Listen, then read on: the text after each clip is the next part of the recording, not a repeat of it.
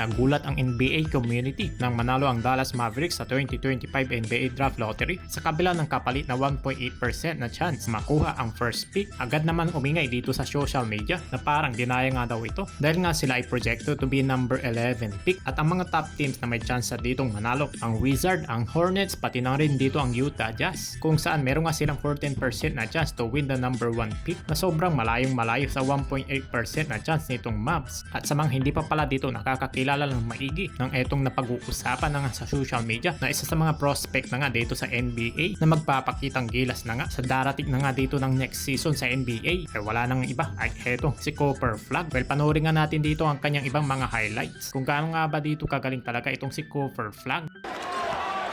Here comes Flag and throwing it down. Powell, a strong move and Flag on the drive, the turnaround. Tough shot. Field by Flag and the open floor. Hey! Oh! That jersey brings out.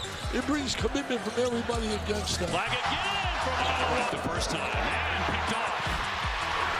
Flag on the attack. Whether it's a pass or whether it's a jump shot.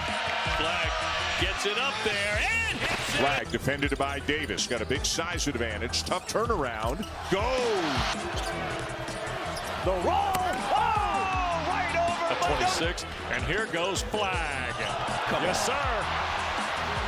Yeah. Kaya naman nung maipanalo ng Dallas itong NBA Draft Lottery ay talaga naman natuwang-tuwa sila dito ni Nico Harrison na siguradong makukuha ng nila itong si Cooper Flag. Pero parang hindi naman dito masaya mapunta sa Dallas Mavericks itong si Cooper Flag. Pero si Nico Harrison ay napatakbo na lang sa tuwa, naka-jackpot talaga at samantalang makikita naman dito sa live-in itong si Cooper na parang seryoso at halatang hindi naging masaya. Paano ba naman kasi isa sa mga pinapangarap niyang mga teams kung sakasakali man na makakapasok siya dito sa NBA ay eto na nga sa Los Angeles Lakers. Their favorite player nga daw niya itong si LeBron. Mula pa nga daw nung pagkabata pa niya at masayang masaya siya nung nakalaro niya itong si LeBron sa Team USA last year lamang. Kaya man tuloy hindi naging masaya itong si Cooper Flag. Parang hindi niya gusto maglaro sa Dallas Mavericks. Pero ganun pa man ay kinumpirma na nga dito sa ESPN Insider na walang plano si Nico Harrison at ang Dallas Mavericks front office na number 1 na pick nila na pipiliin nila itong si Cooper Flag. Palagay na nga dito ng Mavericks ay kinakailangan nila ng konting kabataan ng katulad na nga dito ni Cooper at possible na magiging franchise na nga nila ito sa future para na nga dito sa kanilang team na Dallas Mavericks. Dahil itong si Cooper Flag ay kayang-kaya niya dito mag-ball dominant at kayang-kaya niya dito sa kahit na anong mga klaseng mga sistema at para na nga dito sa kanilang team na Dallas Mavericks. Pati na rin dito ang kanilang mga fans ay siguradong tuwang-tuwa sila sa nangyaring ito dahil matapos na nga dito ang kanilang heartbreak for losing Luka, they get another cornerstone, they get another franchise player na itong na si Cooper Flag ay potentially pa naman kung walang dito mangyayaring trade para sa mga NBA superstars na gusto nga nila dito umalis. Kagaya na lang nila dito ni Kevin Durant at Giannis Antetokounmpo. Pero kung kayo namang tatanungin, ano bang masasabi nyo na patungkol na nga dito kay Cooper Flag?